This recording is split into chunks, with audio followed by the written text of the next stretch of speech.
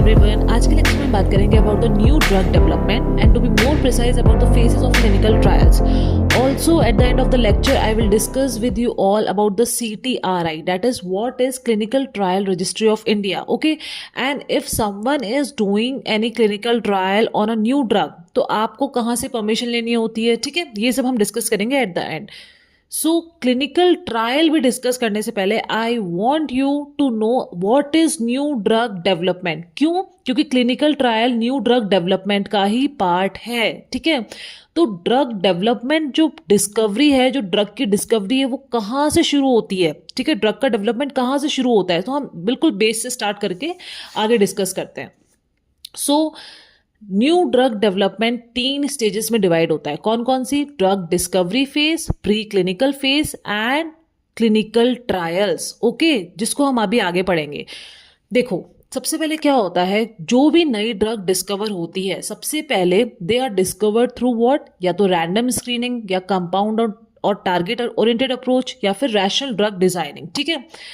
So all these approaches lead to what? Selection of several compounds. हमें इन सब approach के through एक कुछ कंपाउंड्स ऐसे मिलते हैं जिससे हमें क्या उनमें दिखती है प्रॉपर्टी, कोई थेरापेटिक प्रॉपर्टी हमें कुछ दिखती है कुछ कंपाउंड्स में. तो उन कंपाउंड्स को हमने क्या कर लिया? सेलेक्ट कर लिया, ठीक है. इस स्टेज को हम क्या बोलेंगे? Lead finding. क्या बोलेंगे इस स्टेज को हम? Lead finding. ओके, नाउ अब हम क्या करेंगे? नाउ दिस स्टेप, ओके, अभी हमारे पास कुछ कंपाउंड्स आइडेंटिफाई हो चुके हैं जिसको हमें लगता है कि हाँ इनके पास थेरापेटिक प्रॉपर्टी है, ठीक है. अब this stage is also now subjected to various processes, ठीक है. ये स्टेज भी बहुत प्रोसेसेस से होकर गुजरेगा, ठीक है. So this will lead to identification of what, 1 or 2 drug candidates. पहले तो हमने कंपाउंड्स आइडेंटिफाई किए थे, अब हमारे पास क्या आ गए हाथ में? ड्रग कैंडिडेट्स आ गए हैं, ठीक है, जिसको हम क्या बोलते हैं? Lead compounds. अब हमारे हाथ में क्या आ गया है? Lead compound. और इस प्रोसेस को हम क्या बोलेंगे? Lead optimisation. Got it? तो जो हमारे पास ड्रग कैंडिडेट है, अभी हम इसको ड्रग नहीं बोलेंगे, ठीक है. अभी ये क्या है? हमारे पास ड्रग कैंडिडेट है. अभी हमें ये पता लगाना है कि ये वास्तव में ह्यूमंस पे काम करेगा या नहीं करेगा, थेरापेटिक एफिकेसी शो करेगा या नहीं करेगा, ठीक है. ये हमको पता लगाना है. उसके लिए हमें अभी इसको ऑल स्टेजेस से पास करना पड़ेगा पहले, ठीक है. सो अब हमारे हाथ में क्या है? ड्रग कैंडिडेट है जिसको हमने बोला है लीड कंपाउंड. अब हम इसको किस स्टेज में एंटर करवाएंगे? प्री क्लिनिकल फेज, जो कि न्यू ड्रग डेवलपमेंट का कौन सा फेज है? Second phase. पहले फर्स्ट फेज था, अब हम एंटर कर चुके हैं किसमें? सेकेंड फेज में, प्री क्लिनिकल फेज. इस फेज में क्या होता है? ये जो हमारे पास लीड कंपाउंड है, अब हमारे पास हाथ में क्या है? Lead compound. लीड कंपाउंड को अब हम एनिमल्स पे टेस्ट करेंगे. सबसे पहले हम टेस्ट करते हैं स्मॉल एनिमल्स में. स्मॉल एनिमल्स जैसे rat, mice, guinea pigs, okay, इस पे हमने टेस्ट किया. उसके बाद they are subjected to what, sometimes on big animals और large animals like what, cat, dog और मंकी, ठीक है. तो हमने इन ड्रग्स को किस पे टेस्ट कर लिया? अब एनिमल्स पे. Why? To know whole pharmacological profile. कैसे? कौन कौन से टेस्ट आप परफॉर्म करते हो एनिमल्स में? फार्माकोकाइनेटिक्स, फार्माकोडायनामिक्स, ठीक है, टॉक्सिकोलॉजी, थेरापेटिक इंडेक्स, ये सब टेस्ट आप परफॉर्म करोगे एनिमल्स पे, जिसको हम बोलते हैं ड्रग स्क्रीनिंग. सपोज अगर हमारे पास ये कोई कैंडिडेट है या लीड कंपाउंड है जिसमें हमें ये शो हो रहा है कि ये compound can stop seizure activity, okay, तो सबसे पहले आप क्या करोगे? जो भी आपने एनिमल है, सपोज आप हमारे पास माइस है या फिर रैट है, ठीक है, सबसे पहले आप उसमें सीजर इंड्यूस करवाओगे. क्यों? क्योंकि इस कंपाउंड की क्या थी प्रॉपर्टी? आपने क्या आइडेंटिफाई करी है कि सीजर स्टॉपिंग, ठीक है, एंटी एपिलेप्टिक एक्टिविटी है, ये मान के चल लो, ठीक है. तो आप पहले एनिमल में क्या करोगे? सीजर इंड्यूस कराओगे. एक इंस्ट्रूमेंट होता है जिसको हम बोलते हैं इलेक्ट्रोकन्वल्जियोमीटर, ठीक है. उसके थ्रू आपने क्या करा? पहले एनिमल में सीजर इंड्यूस कराया. अब सीजर आ रहा है एनिमल को, आपने फिर क्या करा? जो लीड कंपाउंड था वो आप इसको क्या करोगे? इंजेक्ट करोगे विद कंट्रोल साथ में, ठीक है. आप कंपैरिजन ग्रुप भी रखोगे साथ में. अब अगर आपको लगता है कि ये बहुत कम टाइम में इसने सीजर को रोक दिया है, ठीक है, मतलब आपने सारे टेस्ट, ये सारे फार्माकोकाइनेटिक, डायनेमिक, टॉक्सिकोलॉजी सब आपने परफॉर्म करके देख लिया. अब आपको लगता है कि हाँ ये this compound is can be successful. तो अब आपके हाथ में क्या आ गया है? Promising compound. मतलब this compound has now prove to be a promising compound, ठीक है. कि हाँ इसने सारे टेस्ट अच्छे से पास कर लिए, परफॉर्म कर लिए, ठीक है। अब आपके हाथ में क्या आ गया, पहले लीड कंपाउंड था, अब आप देखो क्या आ गया है, जब इसने एनिमल टेस्टिंग भी पास कर ली तो आपके हाथ में आ गया प्रॉमिसिंग कंपाउंड, ठीक है। अब यहां पर नेक्स्ट स्टेज आती है क्लिनिकल ट्रायल्स, और क्लिनिकल ट्रायल्स किस पे करते हैं हम, ह्यूमंस पे करते हैं। बट ह्यूमंस पे आप क्लिनिकल ट्रायल इतना इजीली नहीं कर सकते, आपको एक एप्लीकेशन फाइल करनी पड़ेगी। किसको, ड्रग रेगुलेटरी अथॉरिटी को, DRA, ठीक है। ड्रग रेगुलेटरी अथॉरिटी को आपको क्या करनी पड़ेगी, एप्लीकेशन फाइल करनी पड़ेगी, ठीक है। उस एप्लीकेशन को हम क्या बोलते हैं, IND, मतलब this is not India, this is IND is what, investigational new drug, okay. ये एप्लीकेशन आप फाइल करेंगे टू व्हाट, जो भी कंट्री है उसकी पर्टिकुलर क्या होती है, ड्रग रेगुलेटरी अथॉरिटी होती है। जैसे इंडिया में है, इंडिया में क्या है, DCGI है, और US में क्या है, USFDA, ठीक है। और DCGI is what, drug controller general of India. और यूनाइटेड स्टेट्स, US में क्या है, United states food and drug administration, okay. आपने एप्लीकेशन फाइल कर दी IND। अब अगर आपको यहां से परमिशन ग्रांट हो जाती है कि yes you can perform this, you can test this promising compound on humans, ठीक है, तो आप अब क्या कर सकते हो, ह्यूमन पे टेस्ट करना स्टार्ट कर सकते हो, ठीक है। उसी को हम क्या बोलते हैं, अब आप किस में आ गए, क्लिनिकल ट्रायल्स में। वरना ये पहले क्या था, प्री क्लिनिकल फेज था, उससे पहले क्या था, ड्रग डिस्कवरी। इन सब फेज को पार करने के बाद अब आप एंटर कर चुके हो क्लिनिकल ट्रायल में, after applying what, investigational new drug application, ठीक है। परमिशन मिल गई, तो चलो अब हम चलते हैं कहां पर, क्लिनिकल ट्रायल फेज में, ठीक है। तो आपने क्या देखा, लैब से आपने कंपाउंड सिंथेसाइज कर लिया, ठीक है, उसको आपने प्री क्लिनिकल फेज में आपने एंटर करवाया, वहां पे आपने काफी टेस्ट परफॉर्म करे for to determine what, safety and efficacy, ठीक है, testing in animals to know whole pharmacological profile, ठीक है। जो लीड कंपाउंड आइडेंटिफाई हुआ था उसको आपने प्री क्लिनिकल सब्जेक्टिंग किया, उसके बाद आप जब प्रॉमिसिंग हुआ तो आपने क्या फाइल करा, IND, ठीक है। प्री क्लिनिकल टेस्टिंग जब एनिमल में चलती है तब तक कितने साल चले जाते हैं, कितने साल निकल जाते हैं, 2 साल लग जाते हैं अप्रॉक्स, ठीक है। अब क्या होता है, अब आप एंटर कर चुके हो किसमें, क्लिनिकल ट्रायल में, after applying what, IND, investigation new drug application, DRA, ठीक है, ड्रग रेगुलेटरी अथॉरिटी, ठीक है। अपनी कंट्री की सबकी अलग अलग होती है, इंडिया की है DCGI। अब आप क्या करेंगे, आप एंटर कर रहे हैं किसमें, फेज 1 में, क्लिनिकल ट्रायल। फेज 1 से पहले होता है फेज 0, ठीक है। फेज 0 कई बार क्या होता है, कुछ ड्रग्स ऐसी होती हैं जिनका क्या होता है, फार्माकोकाइनेटिक प्रोफाइल, ठीक है, क्या होता है, अनसुटेबल होता है। लाइक अनसुटेबल अगर फार्माकोकाइनेटिक्स है किसी ड्रग की, अगर प्री क्लिनिकल स्टडी में ये पाया गया है कि इस ड्रग की अनसुटेबल फार्माकोकाइनेटिक प्रोफाइल है, ठीक है, तो उन ड्रग्स को पहले आप कौन सी स्टेज से पास करवाते हो, फेज 0। फेज 0 को आप क्या बोलते हो, माइक्रो डोजिंग स्टडी। क्यों, क्योंकि इस स्टडी में बहुत ही कम डोज, लाइक 1/100, है ना, 1/100 ऑफ ह्यूमन डोज आप एडमिनिस्टर करते हो, किसमें, 10 से 15 आप हेल्दी वॉलंटियर इसमें इंक्लूड करते हो। फेज 0 स्टडी में क्या करते हो, एनिमल टेस्टिंग के बाद आप जब फेज 0 में एंटर करोगे तो आप 10 to 15 हेल्दी वॉलंटियर्स आप लोगे, उन पेशेंट्स में ह्यूमन्स हैं, ठीक है। इनमें आप 1/100 ऑफ ह्यूमन डोज आप एडमिनिस्टर करोगे, ठीक है। मैक्सिमम आप 100 माइक्रोग्राम एडमिनिस्टर करते हो, ठीक है। ये एडमिनिस्टर करके आप क्यों कर रहे हो, to find out what, exploratory preliminary kinetic and dynamic study. मतलब आप देखो इसमें सब थेरापेटिक डोज एडमिनिस्टर कर रहे हो, तो ऑब्वियसली आप एफिकेसी एंड सेफ्टी तो आप आइडेंटिफाई नहीं कर सकते फेज 0 में, तो आप, लेकिन आप क्या क्या कर सकते हो, क्योंकि इसमें ड्रग क्या होती है, रेडियो लेबल होती है, तो आप ड्रग का मूवमेंट थ्रू बॉडी आप आइडेंटिफाई कर सकते हो, ठीक है, इट कैन बी नोन। तो अगर ये पता लग जाए आपको कि ड्रग कैसे क्या मूवमेंट है, तो दिस फेज, अगर इसमें रिजल्ट सही आ जाता है तो this phase can avoid costly phase 1 study.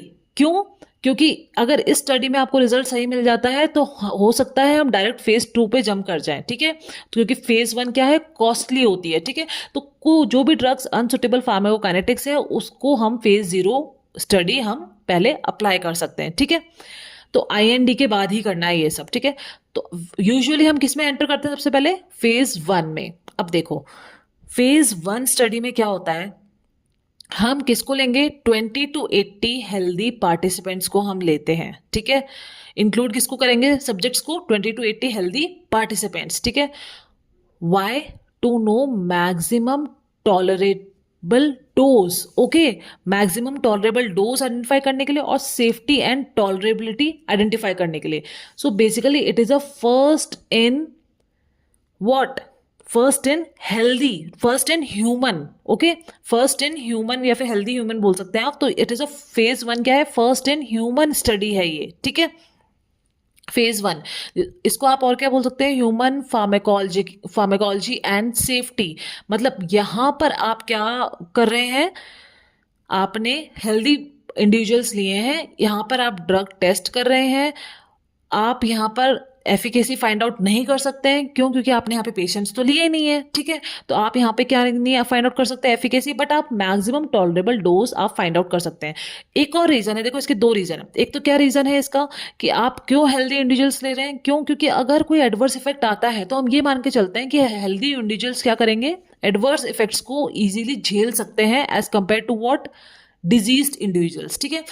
दूसरा इंपॉर्टेंट पॉइंट क्या है? अगर सपोज इस कंडीशन में हम एंटी कैंसर ड्रग को हम क्या देख रहे हैं? इवेल्युएट कर रहे हैं। इवेल्युएट मतलब स्टडी कर रहे हैं एंटी कैंसर ड्रग की, ठीक है। कोई ऐसा लीड कंपाउंड था जिसके एंटी कैंसर प्रॉपर्टी है, तो उस केस में आप क्या यहाँ पे हेल्दी इंडिविजुअल लेंगे? नहीं, आंसर इज नो। क्यों? अगर आप एंटी कैंसर ड्रग किसी हेल्दी पार्टिसिपेंट्स पे आप यूज करके देखेंगे तो क्या होगा? उसके एडवर्स इफेक्ट, उसकी टॉक्सिसिटी ही इतनी ज्यादा है that you can not use it on healthy participant. तो इस केस में आप क्या करते हैं? पेशेंट्स पे ही एंटी कैंसर ड्रग्स को यूज करके देखते हैं, ठीक है। ये एक एक्सक्लूजन है। अब फेज 1 के बाद आप किस में एंटर करेंगे? फेज 2 में। यहां पर हम किसको लेते हैं? 100 to 300 हेल्दी पेशेंट्स, और you can say patients only, okay. Healthy patients is not any word, you can say patients, okay. 100 to 300 and this is a homogeneous population. एक ही उससे होता है, मतलब कोई डिफरेंट जेनेटिक बैकग्राउंड डिफरेंट नहीं होता। This basically क्या होता है? एक ही प्लेस से आप ले रहे हो, होमोजीनियस पॉपुलेशन है, okay. So why this study is done? To establish therapeutic efficacy. अब ये क्या है? फर्स्ट इन पेशेंट स्टडी है। This was first in human, this is first in patient study. To establish therapeutic efficacy, dose ranging and safety tested in controlled conditions, okay. तो इसका नाम क्या हम बोल सकते हैं? Therapeutic exploratory, okay. आप किस पे चेक कर रहे हैं? पेशेंट्स पे चेक कर रहे हैं, ठीक है। फर्स्ट इन पेशेंट स्टडी है। यहां पर आपने एस्टैब्लिश कर दिया थेरापेटिक एफिकेसी कि हाँ इतनी एफिकेसी, या फिर डोज रेंज आपको पता लग गया कि 10 से 20 milligram, this is the efficacious dose, ठीक है। अब आप एंटर करेंगे फेज 3 में। फेज 3 क्या होता है? इसमें आप 300 to 3000 पेशेंट्स लेते हैं। इसमें हेट्रोजीनियस पॉपुलेशन आप इंक्लूड कर सकते हैं, करते हैं। क्यों? क्योंकि these patients are from several centres, ठीक है। आप मल्टी सेंटर स्टडी करते हैं इसमें। इसको हम double blind randomise control trial भी बोल सकते हैं, ठीक है। डबल ब्लाइंड मतलब ना पेशेंट को पता है ना इन्वेस्टिगेटर को पता है, ठीक है। तो this is called as randomise control, ठीक है। So to confirm therapeutic efficacy, यहां पे तो आपने एस्टैब्लिश करी थी थेरापेटिक एफिकेसी। अब यहां इस स्टेज में आप क्या कर रहे हैं? आप कंफर्म कर देंगे कि हाँ ये थेरापेटिक एफिकेसी है इस ड्रग की, ठीक है। Safety tested in real life environment. यहाँ पे तो क्या था? कंट्रोल कंडीशंस थी। पर्टिकुलर आपने एक एनवायरनमेंट करा कि हाँ इस कंडीशंस में हमने करा है। यहाँ पर रियल लाइफ एनवायरनमेंट मतलब जो पेशेंट्स आ रहे हैं उनके ऊपर आपने क्या करा है? टेस्ट किया है। फेज 3, ठीक है। इसको हम बोलेंगे थेरापेटिक कन्फर्मेटरी, ठीक है। अब सपोज यहां तक अगर ये ड्रग प्रॉपर अपना सेफ्टी एंड इफेक्टिवनेस शो कर रही है, ठीक है, फेज 3 तक, ठीक है। अब यहां पर आपको एक काम करना पड़ेगा जो आपने यहां किया था। कहाँ किया था? जब आपने एनिमल पे टेस्ट किया था तो रिजल्ट्स प्रॉपर आए थे, पॉजिटिव रिजल्ट्स आए थे। तो आपने क्या किया था? आईएनडी एप्लीकेशन फाइल करी थी, क्या हम ह्यूमंस पे कर सकते हैं क्या? अब फेज 3 के बाद वापस आके आपको रुक जाना है। आपको वापस एक एप्लीकेशन फाइल करनी पड़ेगी। कौन सी? NDA, ठीक है, which is what? New drug application. New drug application वापस आपको किसको फाइल करनी पड़ेगी? DRA, दैट इज DCGI को, ठीक है। Drug regulatory authority of India को आपको क्या करनी पड़ेगी? एप्लीकेशन फाइल करनी पड़ेगी, जो कि है न्यू ड्रग एप्लीकेशन। क्यों? टू मार्केट दिस ड्रग, ठीक है, जिसकी वजह से आप किस में एंटर कर सको, फेज 4 में। वाई?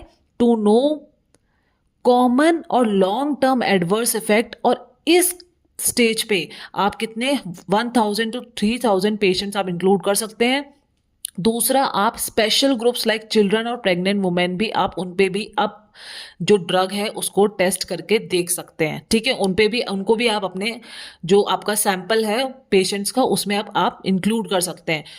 फेज 1 में आपने ना तो एल्डरली को इंक्लूड किया था ना चिल्ड्रन को, अब फेज 4 में आप इंक्लूड कर सकते हैं, ठीक है। इसको हम क्या बोलते हैं, पोस्ट मार्केटिंग सर्विलेंस, ठीक है। इस टॉपिक के स्टेप बाय स्टेप पे एमसीक्यू है, ठीक है, very important and very important short note for theory exam also, okay. Even for long question this is very important, okay. So phase 4 में क्या करा आपने, to know common adverse effects, ठीक है। यहाँ फेज 4 तक पहुंचते पहुंचते कितना टाइम लग गया, आप देखो, आप जब आपने कोई ड्रग को आइडेंटिफाई किया था, लीड कंपाउंड को, और वो फेज 4 में जब वो हम स्पेशल ग्रुप्स लाइक चिल्ड्रन में भी हम टेस्ट कर पा रहे हैं, 8 से 9 साल लग जाते हैं, ठीक है। अब 8 से 9 साल लग गए, उसके बाद अब ड्रग क्या होगा, तो 2 साल तक आपने टेस्ट कर लिया, अब मोर देन 2 ईयर्स है, अगर 2 साल से ज्यादा है तो ड्रग क्या हो गई, एस्टैब्लिश्ड हो गई, मार्केट में है ड्रग 2 साल से ज्यादा तो ड्रग इज एस्टैब्लिश्ड। और अब हम इस स्टेज में हमको क्या दिखते हैं, we can detect what, rare adverse effects we can detect, okay. और एस्टैब्लिश्ड ड्रग को एस्टैब्लिश होने में कितने साल लग जाते हैं, 15 से 20 साल, ओके। सो ड्रग हमने कहाँ से शुरू किया था, ड्रग को ड्रग डिस्कवरी फेज से हमने शुरू किया था, तो ड्रग डिस्कवरी फेज से एस्टैब्लिश ड्रग होने में ये पूरा टाइम लगता है 15 से 20 साल का, okay. So this is how long a drug takes to come in market, okay. So that's why जो एंटीबायोटिक रेजिस्टेंस इतना डेवलप हो रहा है, ठीक है। सो वी मस्ट थिंक, और a layman should always think that antibiotic should be taken in proper scheduled time, otherwise it will develop what, antibiotic resistance। और नई एंटीबायोटिक को बनाने में हमें कितना टाइम लगेगा, फिर से इतना टाइम लगेगा। सो जो अभी एंटीबायोटिक अवेलेबल है वो आपको प्रॉपरली यूज करना आना चाहिए, ठीक है।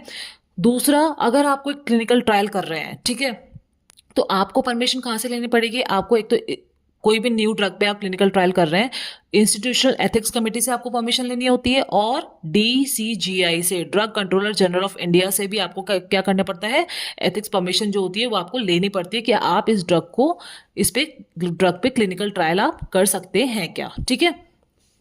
ऑल्सो ये जो क्लिनिकल ट्रायल्स होते हैं, this should be according to what, ICH GCP guidelines, ठीक है।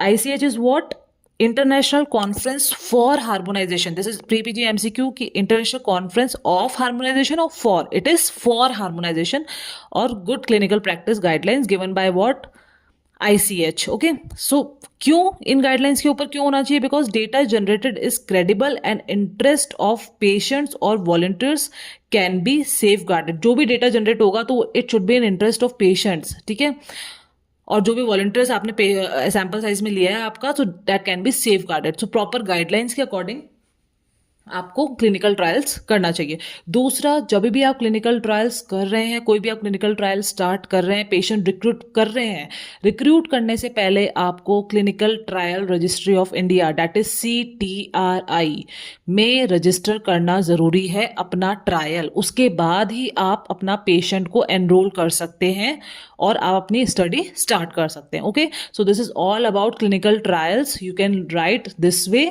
your answer and you can study this way, okay. Thank you. Like, share and subscribe.